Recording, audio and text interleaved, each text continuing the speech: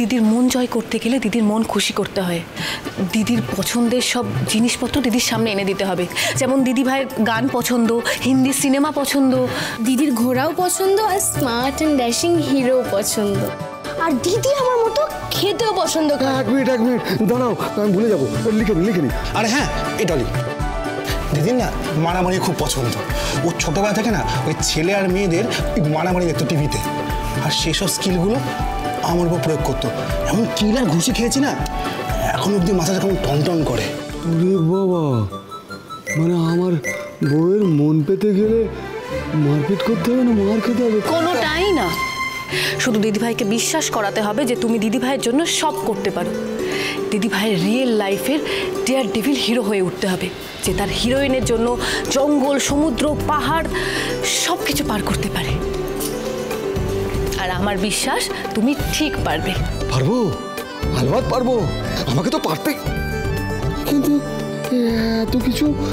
এত কিছু আমি কি করে করবো এই অল্প সময়ের মধ্যে? আমি তো আছি, সব সামলে নেব।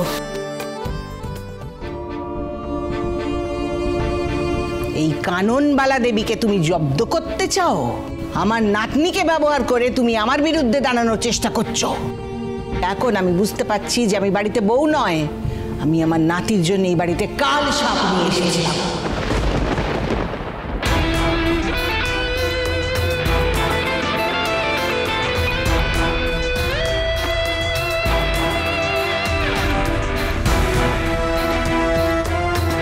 শুনে বক্সটা কোথায় গেল? শিলাদি, শিলাদি। হ্যাঁ দাদাবাবু। ওষুধের বক্সটা কোথায়? আলমারিতে রাখি আমি। এখানেই তো থাকবে দাদাবাবু, আমি তো এই ঘরের কোনো জিনিসে হাত দিই না।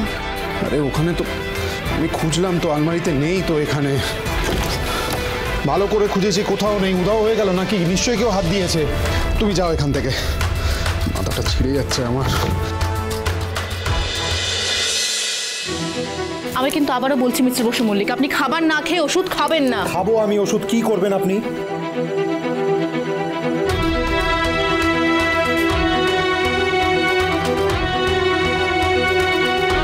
এটা নিশ্চয়ই সুধার কাজ। উনি আমার ঘরের জিনিস এলোমেলো করেন। সুধা, সুধা। সুতীর্থ বাবু, উনি তো আজই মুম্বাই চলে গেল। উনি একটা চিঠি আর একটা ছবি দিয়ে গেছেন আপনার জন্য। হ্যাঁ, এবারও আমাদের ভালোবাসা অসম্পূর্ণ থেকে গেল, আর তার কারণ সুধা।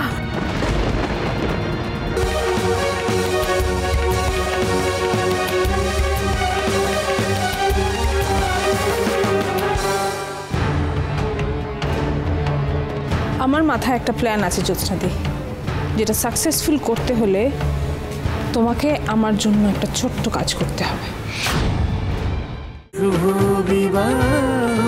শুভ বিবাহ সোম থেকে রবি প্রতিদিন রাত ৯টায় স্টার জলসায় ও ডিজনি প্লাস হটস্টারে।